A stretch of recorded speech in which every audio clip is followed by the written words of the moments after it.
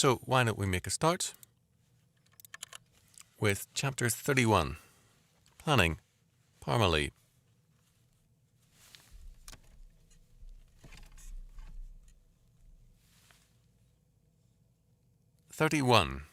Planning for Famine. A distinguished American, E. Parmalee Prentice, who wrote two important works on the subject of famine, A Farming for Famine, written in 1936, and Hunger and History in 1939, gives us a vivid picture of the fearful role of famine in man's life. On page after page, he recounts the centuries-old horror of death by starvation, of people eating the bark of trees, resorting to cannibalism and the eating of their own children, and still dying by the tens of thousands and even millions. This was common for ages and well into the 19th. Good. Okay, well, not a total disaster.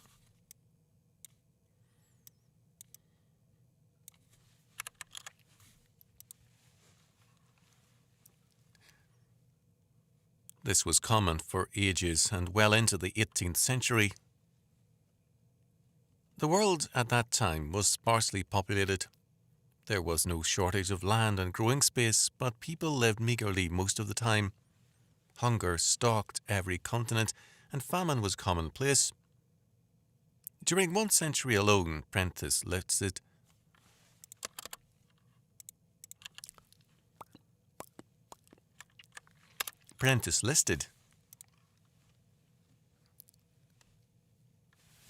I'm going to turn that gate off.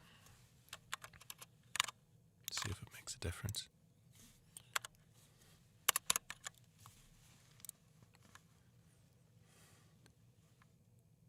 During one century alone, Prentice listed 15 famines in England and other famines in Scotland and Ireland. These famines in England were accompanied by the usual horrors: people eating the bark of trees, grass, turning to cannibalism and dying on all sides. During the reign of Edward I, a 23-year dearth saw the churches without any wine for communion. In China, throughout the centuries, famine has been a part of the life of the people and a normal part of the mortality rate.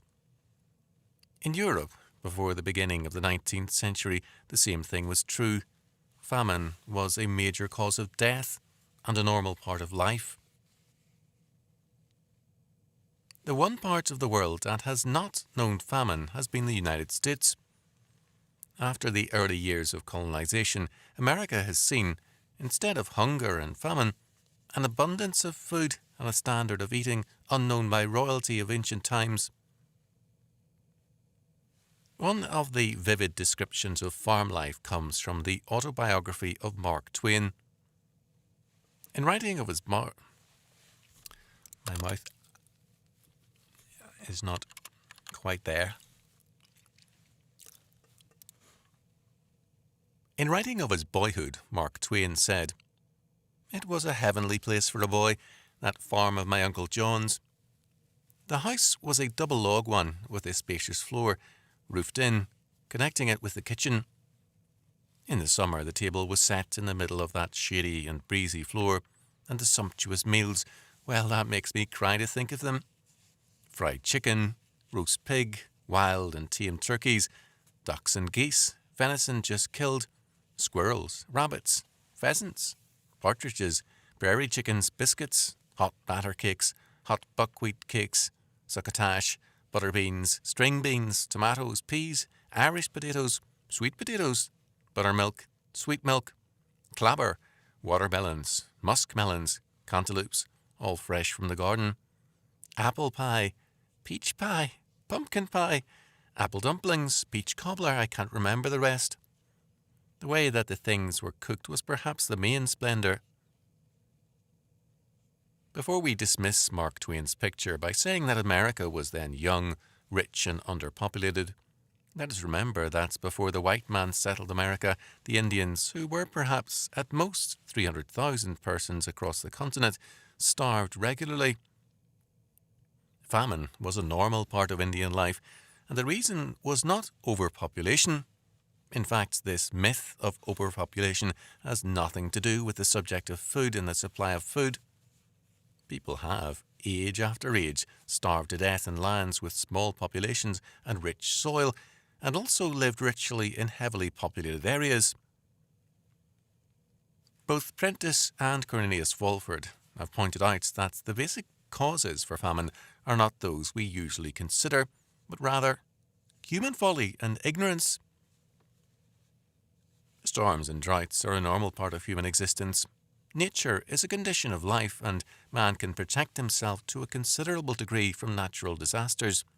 Moreover, natural disasters tend to be local, confined to a particular area. It doesn't flood everywhere, but in a particular area. A cyclone strikes a particular region, not a whole nation. The basic causes of famine are man-made, and man's greatest problem is to protect himself against himself. Now, according to Walford and Prentice, 4 important causes of famine are the following. 1. The prevention of cultivation or the willful destruction of crops. 2. Defective agriculture caused by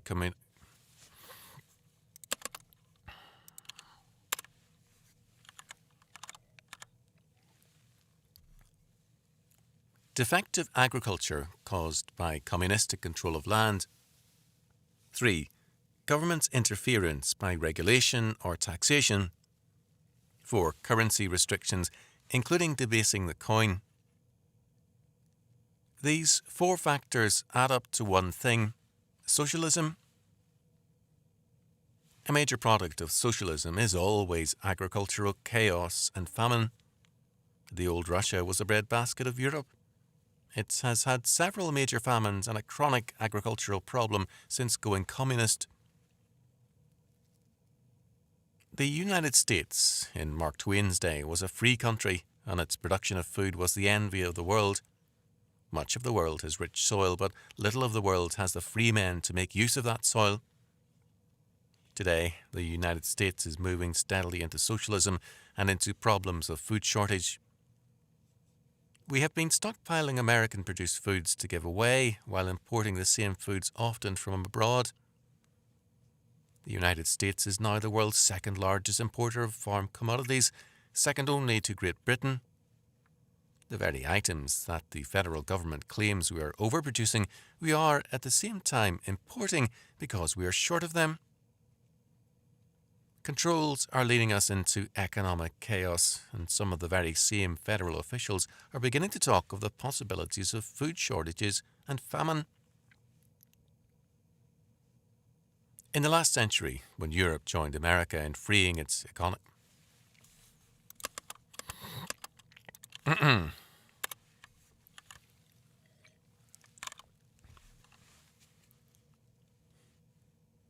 In the last century, when Europe joined America in freeing its economics of state control, Europe, like America, enjoyed a famine-free century, although its population in some areas more than doubled. Together, Europe and the United States set a standard of liberty and economic security and freedom for all the world, and all the continents began to experience a measure of victory over the ancient curse of famine. All over the world, with the growth of liberty.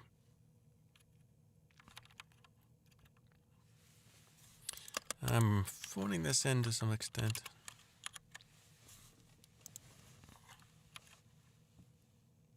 All over the world, with the growth of liberty, populations increased and the supply of food increased. It was free farmers who made possible a new growth of human welfare. However, with the 20th century, socialism offered a supposed shortcut to paradise on earth: statist controls. As the tide turned towards socialism, so also did famine begin to return. The more severe the socialism, the more severe the famine. Instead of blaming socialism for hunger and famine, the socialists began to make excuses. Overpopulation is a myth created by these statists to excuse their growing failure to feed people. But the American Indians, as we have seen, starved regularly before the coming of the white man. Very commonly they turned to cannibalism, and the very word cannibalism comes from the name of the Carib Indians of Haiti, whom Columbus met. The cannibalism of the Caribbeans was spoken of as a Caribbean practice, and the word Caribbean gradually changed to cannibal. The Indian tribes lacked freedom. Tribalism in its various forms was a kind of primitive communism. Even the freest tribes, where private property had some standing, lacked the freedom that is necessary for initiative. As a result, the Indians starved regularly on a rich continent. But the white settlers overpopulated America as compared to the Indian population and lived in plenty. The difference was liberty, faith, and hard work. By the sweat of their brow, the settlers made the land productive and rich. They made the name of America synonymous with liberty and wealth in the minds of all the peoples of the earth. Now, however, we are supposedly going to overcome.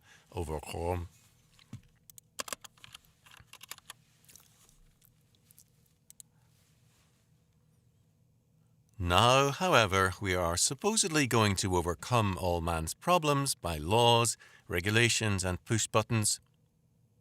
In fact, former Secretary of Agriculture Orville L. Freeman has predicted that we will have farming by satellite by the year 2000. Space satellites will give farmers the basic information for farming. According to Freeman, while the farmers of tomorrow study reports in their air-conditioned offices, relieved at last of the physical drudgery and occupational anxiety so traditionally theirs, and the Secretary of Agriculture takes unaccustomed ease at his desk in Washington, these shining satellites, equipped with the most sophisticated remote sensing instruments, are supplying the information needed to make key decisions. Freeman went on to tell a convention of the National Association of Science Teachers, "Information gathered from throughout the world will be transmitted to computers for analysis and immediate use. The soils of the world will have been inventoried, and each crop will be grown either on the soil best suited for it or on soil chemically modified for maximum productivity. Through information gathered by the satellites, the governments will be able to make accurate predictions to guide marketing and distribution of farm products to avoid waste and local shortages and surpluses." What Freeman is in effect saying is that the federal government, using the satellites, will analyse, control, and determine all farming in terms of an overall plan. This is, of course, not freedom. It is socialism. And it is planning for famine, because nothing will produce agricultural chaos more quickly than this central planning. Famine has long been a stranger to America, not since the earliest settlement had it.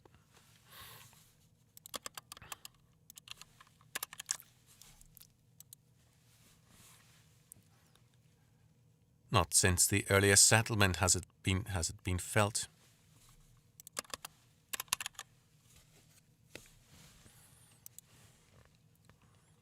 Not since the earliest settlement has it been felt in these shores. But hunger may again enter our history soon if we continue our planning for famine. Okie doke. Let's try chapter 32.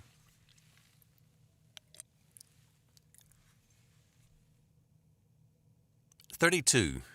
The Will to Death." In a book I've written, Freud, I have analysed the theories of the founder of psychoanalysis and expressed my radical disagreement with them. At one point, Sigmund Freud did say something which with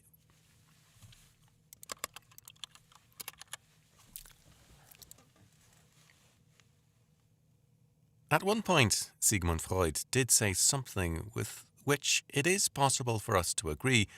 Freud spoke of two basic motive forces in man, the will to death and the will to live. Of these two, he felt the stronger and more basic force is the will to death, a suicidal drive to end life which governs the unconscious of men. Albert William Levy, in commenting on Freud, concluded, We are thus compelled to say that the goal of all life is death.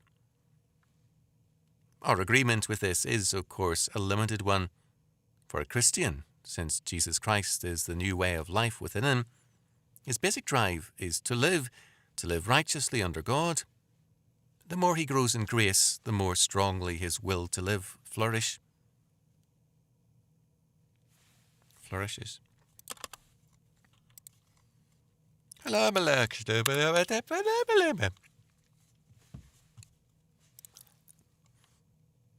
The more he grows in grace, the more strongly his will to live flourishes. The strong Christian will be governed not only by a will to live, but a will to victory. The psalmist declared, "I shall not die, but live and declare the works of the Lord." Psalm 118:17. St. John declared that, "This is the victory that overcometh the world, even our faith." 1 John 5:4. When men are without faith, they are governed instead by an overpowering, although unconscious, will to death. In a study which, while defective at points from a Christian perspective, is still very important, the psychologist Samuel J. Warner studies the urge to mass destruction. In this urge to mass destruction, the individual will to death seeks to involve all men in its suicidal course. Warner cites, quote, "two major dynamic factors," end quote, which enter into the causation of this urge to mass destruction. First, quote, "the craving for individual power," end quote, for the sheer amoral assertion of the ego, and second, the motive of revenge. In this will to power, relativism and nihilism are basic. In answer to the question, "What does the nihilist believe?" Nietzsche wrote in The Will to Power, quote, "Nihilism is the belief that everything deserves to perish." End quote. Moreover, Nietzsche declared, quote, "Thorough nihilism is the conviction that life is absurd in the light of the highest values already discovered." End quote, and, quote, "the deed of nihilism is suicide." End quote. We should not be surprised that today's radicals, with their relativism and nihilism, are demanding that, as individuals and as a nation, we follow a course of deliberate suicide. Since they themselves are governed by a will to death, it is for them the only logical course of action.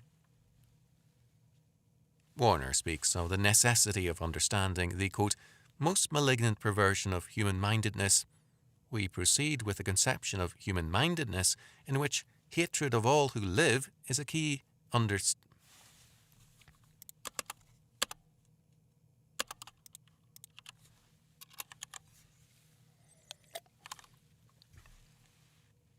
Hatred of all who live is a key underlying feeling. Individual power is a salient craving, and revenge upon all who live is a major factor. End quote. In other words, these zombies, these living dead, hate the living with all the passion of their malignant and corrupt souls. They dedicate their lives to the destruction of all life and want all things to perish. For a man governed by the will to death, says Warner, it is, quote, "more important for him to defeat others than to succeed." End quote. Such a person is envious of success in others, hates them for it, but is both afraid of success and avoids it. He wills defeat and failure. He finds pleasure in unhappiness.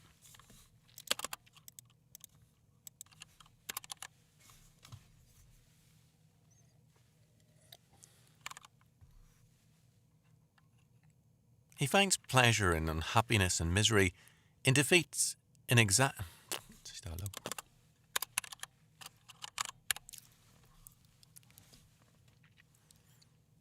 He finds pleasure in unhappiness and misery, in defeat and in anxiety. In fact, states Warner, quote, "victory through defeats may indeed become the safest form of victory." End quote. such a person consciously may be working for victory. Beginning to feel a bit nauseous here.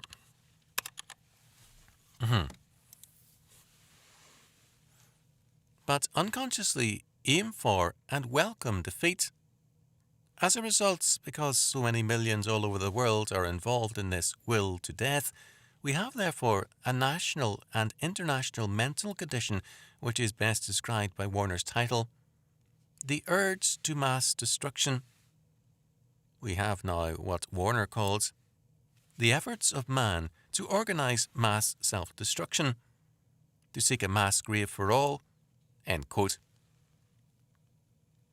He recognises that hatred for the God of Scripture is basic to this will to death. The hatred of God, we can add, governs all men who are outside of Christ. Because their basic sin is the attempt to become God, to determine or know good and evil independently of God, men find God a major obstacle in their drive for independence. As a result, they will the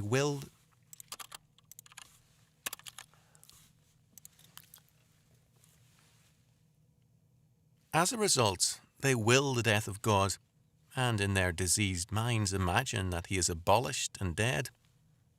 But since man is a creature of God, man cannot wish the death of God, the ground of man's own existence, without thereby willing his own death. All atheism is, therefore, involved in this will to death. The answers Warner gives to this problem of the urge to mass destruction are non-Christian and therefore fallacious, although his analysis is excellent and a major contribution. We have this urge to mass destruction on all sides of us. It governs men in their political life as we chart a suicidal course with reference to foreign affairs.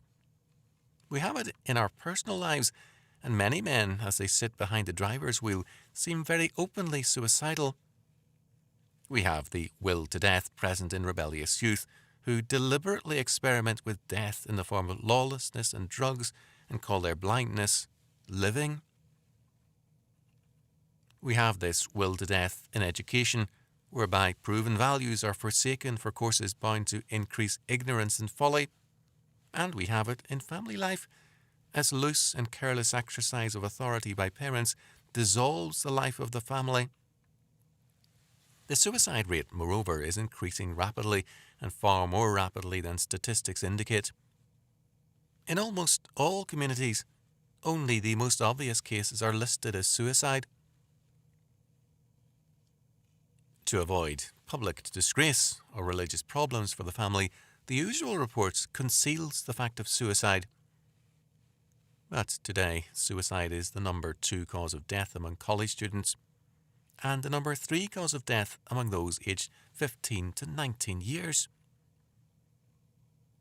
The reasons given by suicidal persons in their notes are of particular interest. They are uniformly trivial.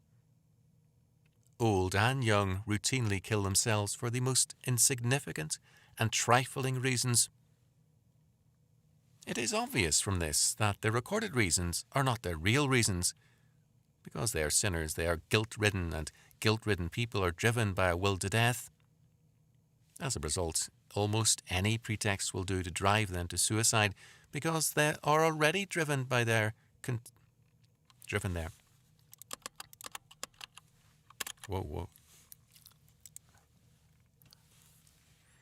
because they are already driven there continually from within.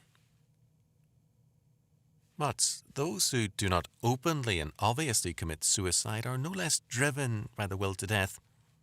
They demand courses of action, personally and nationally, which can lead only to mass destruction, to mass suicide. They are dominated by a passion to involve others and the world itself in their headlong plunge to destruction. They demand death in every area as their true morality. They favour a course of political and military suicide. They are for moral, spiritual, economic and military disarmament as their quick way to death. the urge to mass destruction is also present in the demand for abortion. It is significant that the eras in history which have favoured abortion have also been the great ages for high suicide rate. The two go hand in hand. They both represent a hatred of life. Joshua Lederberg, professor of genetics at Stanford, has said in favouring abortion, "We cannot insist on absolute rights to life of a piece of tissue just because it bears a resemblance to humanity."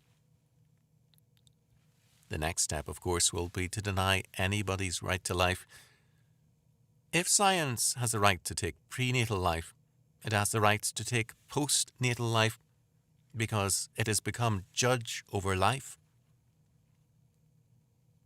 Not only do suicide and abortion go hand...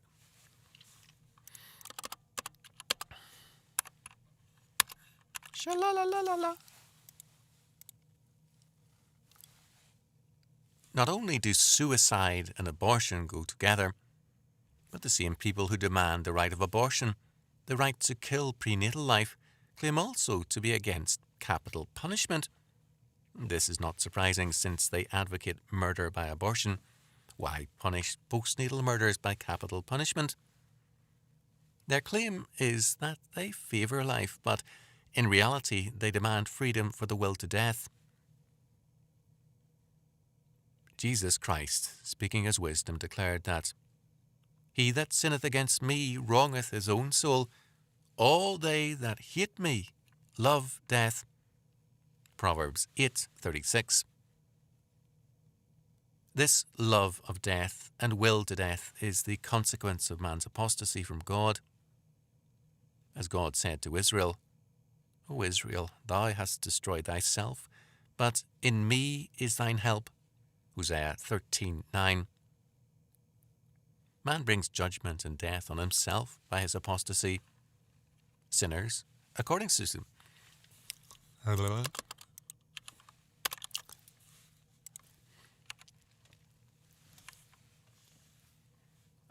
St. Paul, are, quote, backbiters, haters of God, despiteful, proud, boasters, inventors of evil things, disobedient to parents, without understanding, covenant breakers, without natural affection, implacable, unmerciful, who, knowing the judgment of God, that they which commit such things are worthy of death, not only do the same, but have pleasure in them that do them.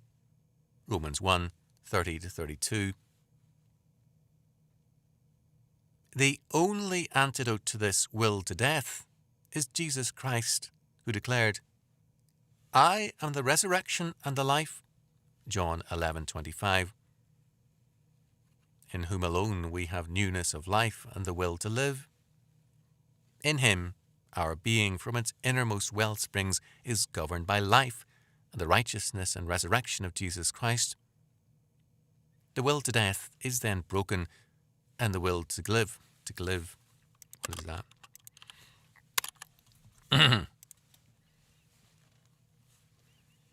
And the will to live given direction.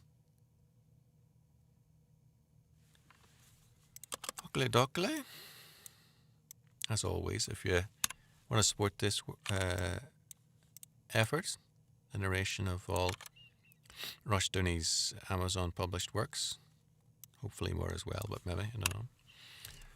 You can do so by liking, sharing, and if you want to make a financial contribution, you can do so by going to nathanteacher.com, little old nathanteacher.com, clicking on that big old button that does say so mightily, so sweetly, so finely, donatist.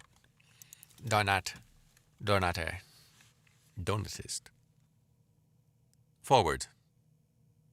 These essays were delivered as a series of radio addresses in 1966 and 1967 over several stations from coast to coast. It would be wrong to say that they had a great popular reception, but in all areas save one, the response was surprisingly good. These essays were written not for broadcast, but for publication as a summary statement of certain concepts of law and liberty. Their radio broadcasting was in large part made possible by the underwriting of Mr. Paul H. Acksteady of Arcadia, California, and their publication by the underwriting of Mr. Frederick Vreeland of Parsippany. Parsippany! I tell you all, Parsippany! Parsippany!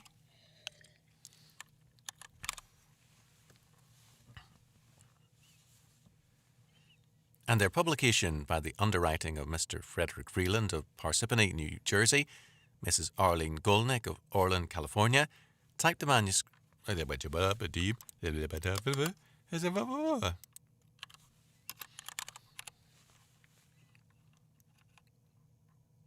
No, not good enough. Why so difficult? And their publication by the underwriting of Mr. Frederick Vreeland of Parsippany, New Jersey. Mrs. Arlene Golnick of Orland, California, typed the manuscript. Mrs. Grace Flanagan mimeographed copies of all these radio addresses for circulation. Mrs. Florette Edwards corrected the proofs, together with my wife, Dorothy Rushdoony. I am very grateful to them for their help and for their concern for our common cause. Rousas John Rushdoony. How'd you like me now? All right, well, that was the foreword. The foreword at the backward. What a book, eh? What a book. I hope that you've been blessed by it. And there's nothing left for me to say except blah, blah, blah.